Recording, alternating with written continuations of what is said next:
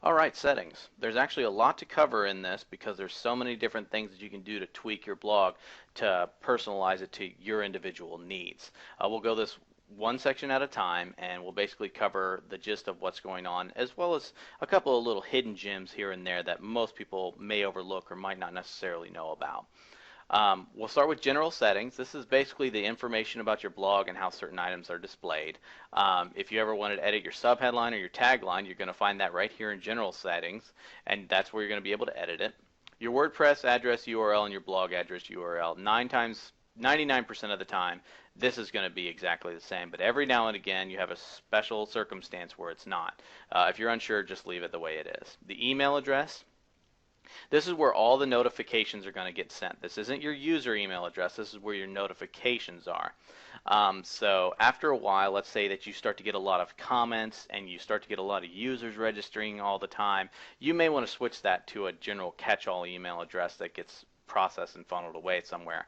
So that way every morning your inbox isn't flooded with anywhere between 10 to 50 system email addresses. So this is actually something that you maybe want to be able to change later on. In the beginning, it's okay to have it as yours, but as you get more and more activity, it's something that you want to change. Membership. If you want anyone to register, your login meta will show it will show also a register link that people can register username and password and be able to sign up for your site. And if you check that box, that's what's going to show up there. The new user default role, you're always going to almost want to put that at subscriber. That is someone who can go in and put in comments and read.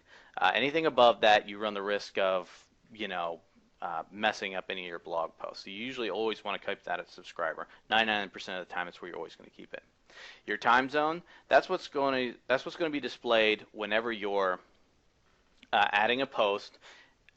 It's going to show your local time to the rest of the world after you've added the post. So date format, if you're in a different country and your dates showed up a little bit differently, you can change that here.